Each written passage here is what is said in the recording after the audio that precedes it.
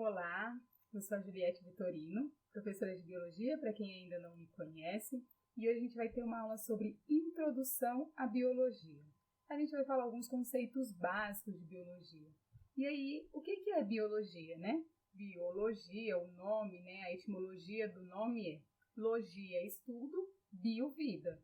Então, Biologia é o estudo da vida. Mas o que é vida? Então, a gente sabe, por exemplo, que a Biologia vai estudar os seres vivos, né? E aí, a gente utiliza alguns critérios para caracterizar os seres vivos. A gente vai ver isso com mais calma ao longo da aula e também ao longo das nossas outras aulas também.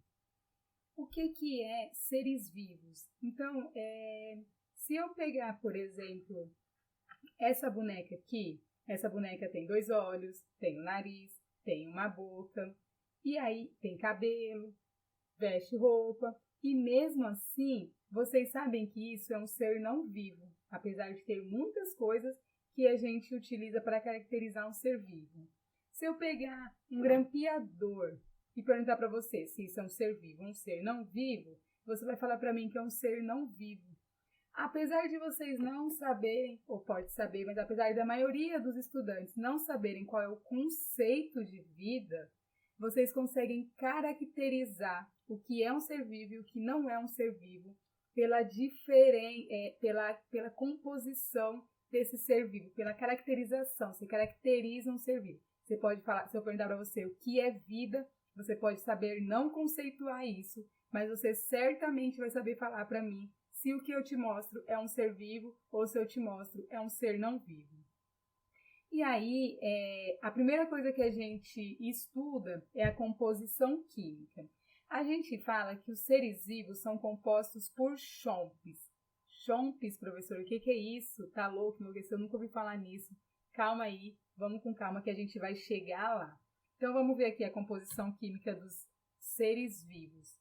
Os seres vivos, todos eles, e a gente vai ver isso melhor quando a gente vê uma aula de bioquímica, mas já para introduzir aqui, são compostos por compostos. A composição química deles tem compostos inorgânicos e compostos orgânicos. Os compostos inorgânicos são águas e sais minerais. Sais minerais é sódio, cloreto de sódio, zinco, flúor, a gente vai ver uma infinidade de sais minerais.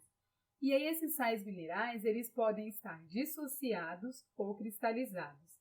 Quando a gente coloca sais em meio aquoso, é normal que esse sal ele dissocie, é comum, é mais comum que ele dissocie do que ele fique cristalizado. O que é dissociar, professora? Eu pego um copo com água e coloco sal. E aí esse sal ele vai se dissolver lá dentro. Quando esse sal se dissolve lá dentro, as moléculas, né? Então, se eu pegar um sal de cozinha que é cloreto de sódio, cloreto é nome para sal, né? Cloreto de sódio é composto por Na+, Cl-. Os dois juntos fica NaCl. Quando eu coloco isso no meio aquoso, fica Na+, Cl-, separados, dissociados. E aí eles ficam lá o tempo inteiro se encontrando e se separando, se encontrando e se separando. Esses sais, eles podem também estar cristalizados. O que é isso? Eles estão lá em forma de cristal. Quando você pega o sal de cozinha, que você olha, aquilo é um sal cristalizado. Quando você coloca na água, ele se dissocia, né? Ele dissolve e aí depois se dissocia. Quando você coloca muito sal na água, você vai começar a ver formar um corpo de fundo, né? Lá no fundo do copo começa a ter sal. E a gente começa a visualizar o sal lá no fundo, que a gente chama de precipitação. E essa precipitação é o sal cristalizado. Mas alguns sais, na sua composição natural, ele não vai dissociar, ele não vai dissolver, ele vai permanecer cristalizado.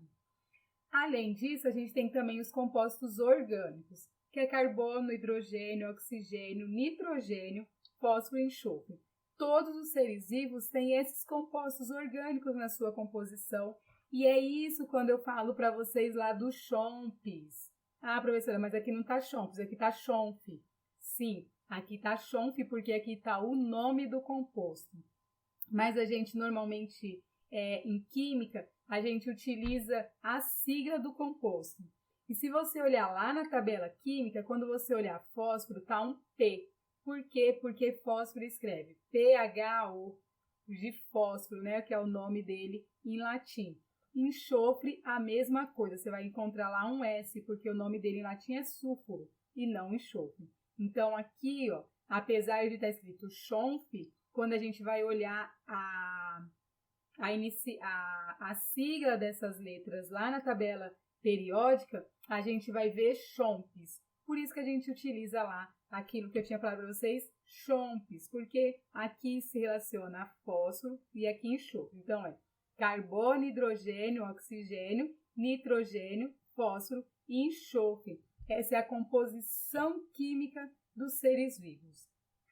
Esses compostos orgânicos que a gente tem, né, que é o carbono, hidrogênio, oxigênio, nitrogênio, fósforo, enxofre, a gente vai formar macromoléculas, o que a gente chama de moléculas grandes. A gente vai formar os carboidratos, as proteínas, os ácidos nucleicos, as vitaminas.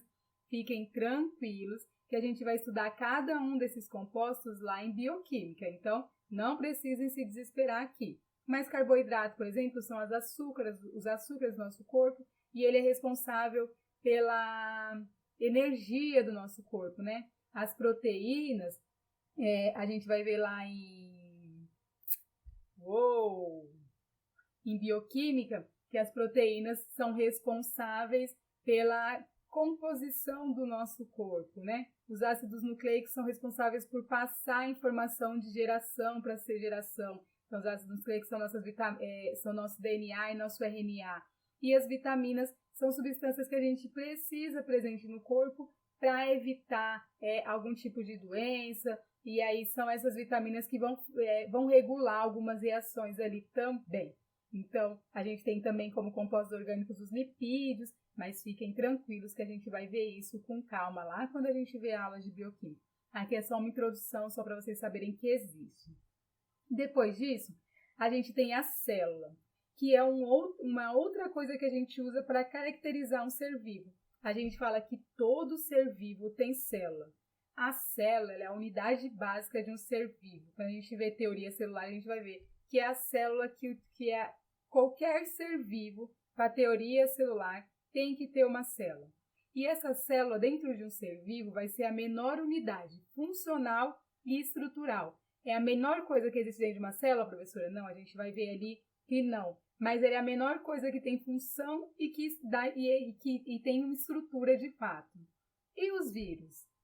Como vocês já sabem, os vírus são seres muito pequenos que vivem aí no nosso ar. E aí, quando ele entra no nosso organismo, ele pode acabar gerando doenças, que são doenças que a gente chama de viroses. São doenças, normalmente a gente usa para doenças.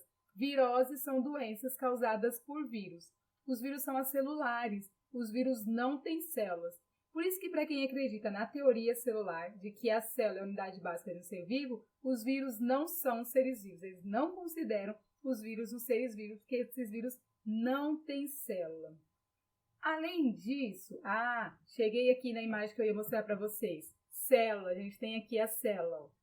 E eu falei para vocês que é a menor unidade funcional e estrutural. Uma célula, ela tem função, ela tem estrutura. Então, o organismo pode ser formado por uma célula só. Quando o organismo é formado por uma célula só, a gente chama ele de unicelulares. Unicelular, uma única célula. Existe, professora, organismos unicelulares? Existe. A gente tem bactérias, as bactérias são unicelulares. E a gente também tem algumas algas, que é aqueles organismos que a gente encontra no mar. A gente também tem algumas algas que são unicelulares. Se o organismo tiver mais de uma célula, a gente chama esse organismo de pluricelular. Então, unicelular são os que só têm uma célula, pluricelular, os que têm mais de uma célula. Professora, mas você falou que é a menor unidade. A gente tem aqui para baixo coisas. Sim, o átomo ainda vai se dividir em nêutrons e prótons. Junção de átomos forma moléculas. Moléculas podem formar algo que a gente chama de organela. O que é organela? Organelas são os órgãos de uma célula. Então, mitocôndria. Dentro da célula, a gente tem uma organela que chama mitocôndria, que é responsável pela respiração celular. Dentro da célula, a gente tem uma organela que chama ribossomo, que é responsável pela síntese proteica. E aí a gente vai ter mais outras células. A gente tem, por exemplo, uma célula que é o peroxissomo, que ele é responsável por separar a água oxigenada em água e oxigênio, porque a água oxigenada dentro do nosso corpo ela é nociva para o nosso corpo. Então, apesar da gente ter aqui para baixo da célula estruturas menores, essas estruturas sozinhas não têm função, elas precisam estar dentro de uma célula. Por isso que a célula é a menor unidade estrutural e funcional. Aí a gente vai indo para cima de célula, quando a gente junta um monte de célula, a gente forma tecido. Quando a gente junta um monte de tecido, a gente forma órgão. E aí, quando a gente junta um monte de órgão, a gente forma um sistema. Aqui ele deu um exemplo, por exemplo, do órgão do osso e do sistema ósseo. Mas a gente pode ter sistemas que não são formados pelo mesmo órgão, né? Aqui, apesar da gente ver que todos os órgãos são osso, a gente vai ver uma diferença entre esses ossos e diferença na função também desses ossos, né? Por exemplo, as nossas costelas são ossos que vão proteger as nossas vísceras. A nossa coluna é um osso para dar estabilidade para o nosso corpo. Então, apesar dos ossos, né, serem o sistema ósseo ser formado tudo por ossos, cada osso vai ter um formato, cada osso vai ser de um jeito. Cada osso vai ser de um jeito. Além disso, a gente tem outros sistemas, né? Então, a gente tem, por exemplo, sistema respiratório. O sistema respiratório é formado por quê? Nariz, laringe, faringe, laringe, traqueia, e aí você vai descendo até chegar lá nos pulmões, brônquios, bronquíolos, pulmão, alvéolos pulmonares. Então, o órgão o que forma o sistema não necessariamente precisa ser o mesmo órgão, mas um conjunto de órgãos a gente forma um sistema. Quando a gente tem um monte de sistema, a gente pode formar um organismo. Então, a gente, por exemplo, tem sistema ósseo, a gente tem sistema sensorial, que é o que faz a gente enxergar, sentir cheiro, pegar as coisas, esse nosso sistema sensorial. A gente tem sistema respiratório, que vai fazer com que o nosso ar entre, que o ar saia. Sistema digestório, que vai digerir o nosso alimento lá dentro. Então, uma infinidade de sistemas vai formar um organismo. Esses organismos, junto da mesma espécie, vivendo naquele determinado espaço, a gente chama de população. Então, vamos supor que a gente está dentro de uma sala de aula, 40 alunos mais o professor. Todos nós somos ali da espécie Homo sapiens. Então, todos nós ali juntos formamos uma população, a população de alunos da aula de biologia na ETEC de Ferraz. Quando a gente pega essa população e aí junta com outras populações, a gente forma uma comunidade. Vamos continuar pensando dentro da sala de aula. A única coisa que a gente tem dentro da sala de aula de ser vivo são os seres humanos? Não. Às vezes a gente tem os mosquitinhos que ficam voando lá. Nos cantinhos, às vezes, tem umas aranhas que se formam muito rápido, né? Elas crescem ali, formam aquelas teias muito rápidas. Bactérias que a gente não está vendo, mas elas estão ali. Tem os vírus também, que a gente não está vendo, mas tem ali. Então, tem mais de uma população ali dentro. Se tem mais de uma população, então a gente formou uma comunidade. Porque esses seres, querendo ou não, estão interagindo, já que eles estão no mesmo espaço. Quando a gente pega várias comunidades, a gente forma um ecossistema. Então, vamos pegar várias salas e vamos formar a ETEC de Ferraz. Então, a ETEC de Ferraz é o nosso ecossistema. A gente tem, por exemplo, se a gente tiver no primeiro andar um clima mais ameno, se a gente tiver no segundo andar, a gente vai perceber que é mais quente. Se a gente estiver lá embaixo, a gente vai ver que é muito frio, se a gente estiver lá no térreo. Se a gente for para a quadra, então a gente tem variações de clima e diferentes organismos interagindo ali dentro daquele ecossistema. Quando a gente estudar ecologia, a gente vai ver direitinho todos esses, estudar, ver esses ecossistemas. O ecossistema, uma junção de ecossistema, é o que a gente chama de bioma. E aí, bioma é uma coisa muito maior, né? No Brasil, por exemplo, a gente tem 7 biomas que a gente considera, que vocês vão estudar isso tanto em biologia quanto em geografia. Mais um bioma, Mata Atlântica é um bioma, Pampa é outro bioma, Floresta Amazônica é outro bioma, que a gente tem lá no norte do país, né? No sul do país a gente tem as Matas das Araucárias, é um outro bioma. E aí cada ser, ele vai vivendo melhor em um bioma ou em outro bioma. As junções de todos os biomas do mundo dá o que a gente chama de biosfera. Biosfera é o planeta Terra, que é a nossa casa, né? Biosfera é a nossa casa viva. E aí isso quer dizer que o planeta Terra é a nossa casa. E a gente precisa pensar, né, em cuidar do planeta como um todo. Vamos supor, por exemplo, que a gente esteja dentro de uma sala de aula. E aí a gente mantém aquela sala limpíssima. Como a gente mantém essa sala limpa? Jogando papel pela janela, jogando lixo pela porta. Ali onde a gente está, ali na nossa população, está tudo limpo, tudo, né, maravilhoso. Só que na nossa biosfera, né, dali no entorno todo, tá tudo sujo, tudo poluído. Não vai adiantar muito pra gente, porque uma hora esse lixo vai retornar pra gente. Quando a gente for sair, a gente não vai conseguir, né, enquanto população, viver para sempre dentro da sala de aula. A gente vai precisar sair dali. Quando a gente precisar sair dali e topar com esses outros organismos, a gente vai dar ruim pra gente, né? Porque a gente jogou aquilo lá e aquilo vai retornar pra gente. Por isso que a gente precisa pensar no cuidado da biosfera e não no espaço que determinada população ocupa, porque senão não dá muito certo. Então a gente precisa criar ações, pensamentos, criar mecanismos e também hábitos que sejam saudáveis para a biosfera, para o nosso planeta Terra. Porque o planeta Terra não existe fora, né? Então não existe isso da gente estar jogando pela janela, a gente não está jogando de fato para fora, né? A gente está jogando ali dentro e uma hora isso acaba retornando para a gente. Precisamos pensar nisso com muito cuidado. Uma outra coisa que os organismos têm é metabolismo. Vocês vão ver lá em física as leis da termodinâmica. E todos os seres vivos, eles estão relacionados com a lei da termodinâmica. A lei da termodinâmica funciona para a gente também, para todos os seres vivos. O que é o metabolismo? A gente tem uma desordem e aí a gente vai lá e cria a ordem a partir dessa desordem. Então, quando a gente faz reações químicas dentro do nosso corpo, a gente está partindo do princípio que a gente precisa criar ordem.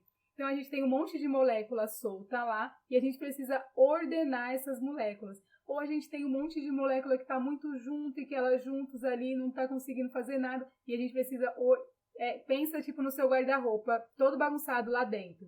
Você precisa dobrar todas aquelas roupas, arrumar todas aquelas roupas de forma que fica fácil para você conseguir pegar cada roupa. Você está criando a ordem. O metabolismo, né, tem 2 tipos de reações. A gente chama uma de anabolismo e outra de catabolismo.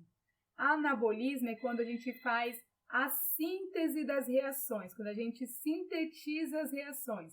Então, é quando a gente pega um monte de molécula solta lá e junta essas moléculas e aí a gente está sintetizando uma reação.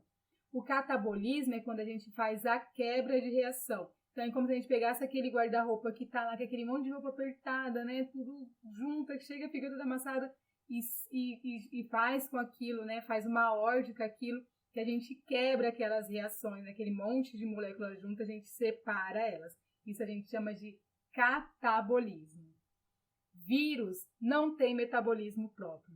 Os vírus, para funcionar, eles precisam estar dentro de uma célula, e aí dentro dessa célula que ele vai utilizar o metabolismo dessa célula para poder funcionar. Isso é outra coisa que faz as pessoas acharem que os vírus não são seres vivos, porque eles não se metabolizam, né? Eles não fazem essas reações de anabolismo e catabolismo. Eles utilizam o aparelhamento das células que eles estão dentro para fazerem essa reação de anabolismo e catabolismo.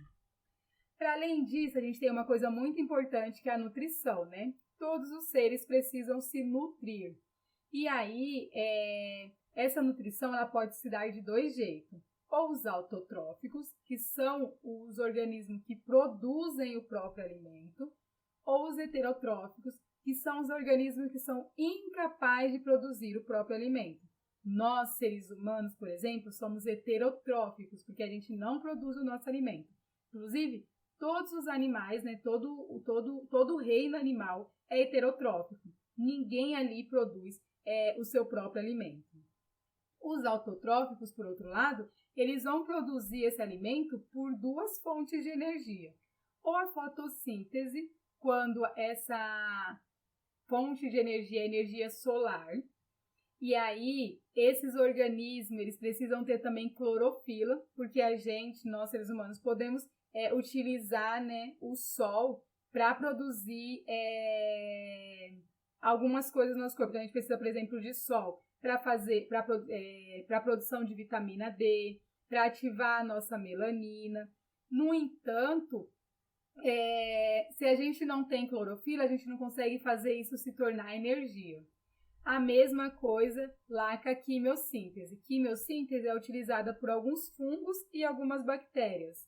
E aí eles pegam aquelas moléculas orgânicas, e oxida essa molécula orgânica. Então, a energia proveniente da quimiossíntese vem da oxidação das moléculas orgânicas. Dos seres fotossintetizantes, vem da energia solar. Nutrição ou autotrófico, quem produz o próprio alimento, heterotrófico, quem não tem essa capacidade de produzir seu próprio alimento. E além de se nutrir, além de metabolismo, além de ter célula, os organismos também têm reações. A gente fala que a maioria dos organismos tem uma reação que chama irritabilidade. Se você pegar, por exemplo, uma criança e ficar o tempo inteiro fazendo a mesma coisa com ela, ficar e você ficar uma hora, ela vai ficar irritada, ela vai mostrar essa reação de irritabilidade. Mas não são só os animais que têm essa reação de irritabilidade. Os vegetais, os fungos, as bactérias, também os protozoários, também podem apresentar essas reações de irritabilidade. Isso é uma coisa que a gente utiliza para falar que os seres são seres vivos. Nos vegetais, por exemplo, a gente tem uma plantinha que a gente chama de mimosa púdica. Não sei se vocês já viram, mas é uma plantinha que quando a gente passa a mão, ela vai se fechando. E ela vai se fechando exatamente porque ela vai ficando irritada, né? Você irrita as células dela e aí ela se fecha para que você não consiga mais passar a mão ali naquela região que você tinha acabado de passar a mão uma vez. Algumas plantas também têm o que a gente chama de fototropismo. Fototropismo é em busca da luz. Algumas plantas têm fototropismo positivo e outras plantas têm fototropismo negativo. Então, vocês vão ver lá que algumas plantas elas vão em busca da luz, elas crescem em busca da luz. São plantas que têm fototropismo positivo. Outras plantas crescem contrária à luz, que são plantas que têm fototropismo negativo. A gente vai ver isso com muito mais calma, inclusive irritabilidade, que a gente viu aqui, lá em fisiologia vegetal. Então, fiquem tranquilos, que isso aqui é só para vocês saberem que, né, a gente vai ver isso, mas fiquem tranquilos que a gente chega lá. Geotropismo também é a mesma coisa que a luz, só que relacionada à gravidade. Algumas plantas crescem em favor da gravidade e outras crescem contra. As que crescem contra a gravidade têm geotropismo negativo, as que crescem em favor da gravidade têm geotropismo positivo. A gente vai ver lá em fisiologia vegetal melhor, mas a gente vai ver que algumas plantas, a raiz dela tem geotropismo negativo, enquanto o caule dela tem geotropismo positivo. Então, fica calmo, que isso é uma matéria que a gente precisa de outros conteúdos para entender melhor, e a gente vai ver quando a gente chegar lá em fisiologia vegetal, que é só no segundo ano. Então, vamos com calma. Todos os seres eles têm homeostase. Que homeostase? É a busca pelo equilíbrio interno. Então, ele faz algumas reações, né? Ele sofre algumas reações para manter esse equilíbrio interno. Então, por exemplo, o nosso corpo tem uma temperatura, a gente tem uma temperatura corpórea interna, que é a nossa temperatura de homeostase, a nossa temperatura de equilíbrio. Se a gente ficar doente e aí o nosso corpo acelerar o metabolismo para tentar tirar essa doença do nosso corpo, a gente vai perceber que a gente pode apresentar o que a gente chama de febre, que é o aumento da nossa temperatura interna. Se a gente aumenta essa temperatura interna, a gente desequilibra, né, o nosso corpo. E aí a gente pode causar uma série de problemas, né? Inclusive a gente pode ter desnaturação de algumas proteínas e isso é perigosíssimo, né? Algumas pessoas, inclusive, quando a febre chega a 40 graus e se mantém, né? 41, 42 se mantém por muito tempo, algumas pessoas vêm, inclusive, a óbito. Mas quando o nosso corpo por dentro ele esquenta muito, seja porque a gente tem febre, ou seja porque a gente está fazendo algum exercício físico e suou, ou porque aquele dia está muito quente, a gente acaba suando, né? Então a gente chama de sudorese. O que a sudorese faz?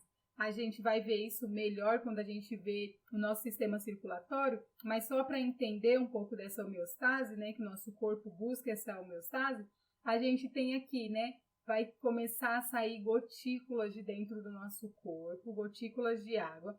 Essas gotículas de água vão resfriar a temperatura do nosso corpo. Como? Essas gotículas de água aqui, né, esse suor, ele é mais frio. O sangue que passa aqui próximo da superfície, que está quente, começa a esfriar por causa desse suor que está aqui em cima.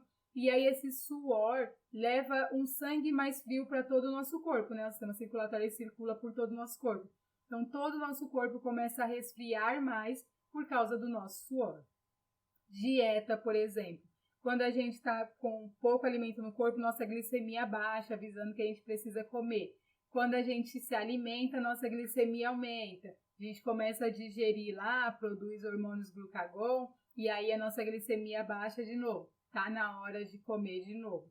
E aí a gente fica, né? Essa glicemia aumentando e abaixando. Isso é a homeostase do nosso corpo, ele mantém o equilíbrio interno.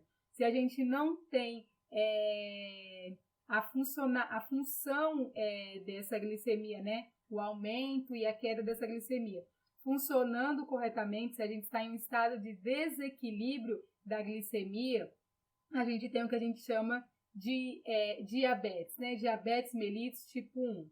Mas aí isso é uma outra aula que a gente vai ver quando a gente vê lá sobre sistema digestório, mas o nosso corpo sempre busca por esse equilíbrio interno. Uma outra coisa que o nosso corpo tem é hereditariedade. Todas as características que a gente tem no nosso corpo são características que foram herdadas dos nossos ancestrais. Então, a gente herdou isso. Ah, mas eu não pareço com ninguém da minha família. Foi se juntando, as coisas foram se juntando e a sua característica é da sua família. Então, essas características elas foram herdadas. Como que a gente tem isso, né? A gente tem o DNA. Dentro do DNA a gente tem genes e dentro dos genes a gente tem cromossomos.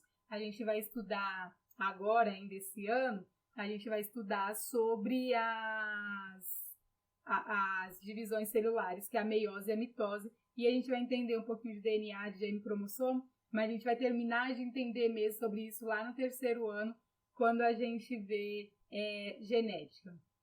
E aí, o DNA carrega essa informação, e essa informação, na verdade, está lá nos genes, que vai estar lá nos cromossomos. Então, a gente não inventa nenhuma característica nova, né? A gente vai ver ainda melhor isso lá em meiose, que quando a gente tem uma coisa chamada crossing over, a gente aumenta a variabilidade das nossas características, mas mesmo assim essas características são junções de características diferentes. Para ocorrer essa hereditariedade, a gente pega as nossas células, essas células sofrem um processo de meiose. Quando elas sofrem esse processo de meiose, a gente forma o que a gente chama de gametas, e aí a gente tem gametas femininos e gametas masculinos.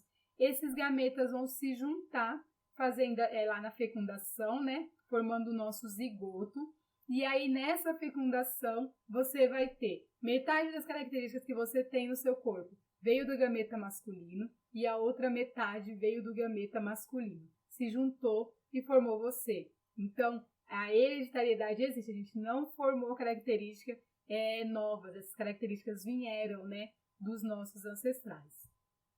Além disso, a gente tem a reprodução. E aí a reprodução ela pode ser uma reprodução sexuada ou uma reprodução assexuada. A reprodução assexuada é quando a gente não tem a participação de gametas. Lembra que eu falei no slide anterior que a gente pega o gameta feminino, gameta masculino e junta e fecunda? Quando a gente tem reprodução assexuada, a gente não faz isso. Então, bactérias, por exemplo, elas fazem reprodução que não é assexuada.